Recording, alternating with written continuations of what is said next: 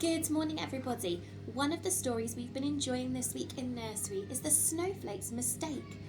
It makes me feel super Christmassy and ready for winter. So I thought I'd upload it onto Dojo for you all to enjoy with your families at home too. So have your listening ears at the ready and let's join in and enjoy the story together. The Snowflake Mistake. Squish goes the roller to squash the cloud thin. Crunch goes the puncher to stamp the flakes in. I want them all perfect, commands the Snow Queen. If any don't match, they're not fit to be seen. But young Princess Ellie would much rather play and chase all her friends in the sky every day. It's fun with the birds choosing storm clouds to ride or whizzing along down the big rainbow slide.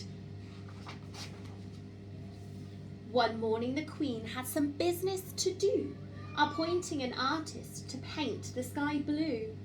She calls the princess, "You must mind the machine. Make sure the snowflakes match. It's your turn to be queen."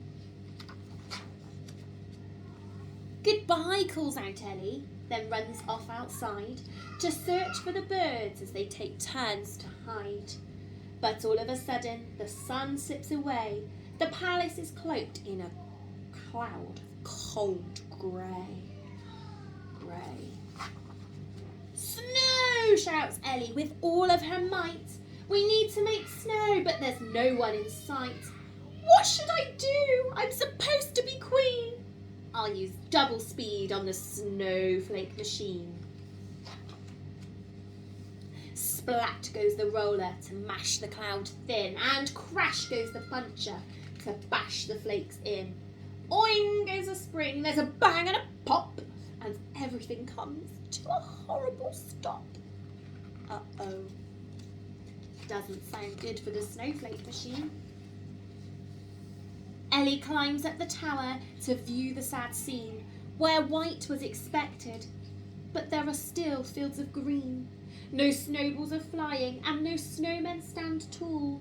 No sledges are sliding, there's no fun at all. Poor Ellie stares down at the far below land, then jumps up with joy. "I can make them all by hand.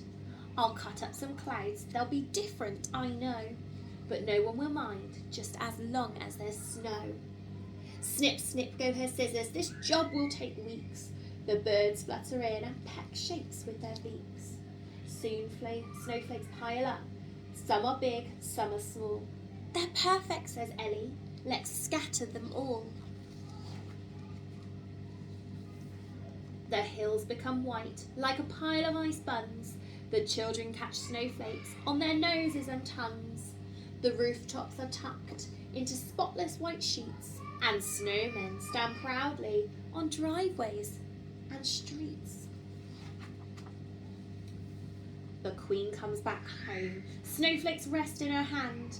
"These all look so different. I don't understand." "I'm sorry," says Ellie. "I made a mistake. I broke the machine, so we hand-made each flake. They're all different sizes, but nobody minds. They love having snowflakes, whatever the kind." The Snow Queen peers down at the scene far below. "I've never seen anything quite like this snow. Each flake is unique in its own special way, but seen all at once, it's a dazzling display." She hugs Ellie proudly. "You've been very clever. I love the new flakes. It's the best snowfall ever."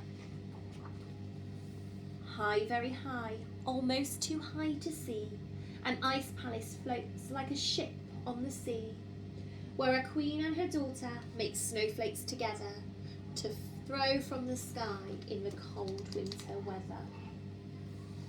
Look at those snowflakes. They all look so very different. I hope you all enjoyed that story as much as we did in nursery together. You can share it with your families at home over the weekend. Bye-bye, everybody.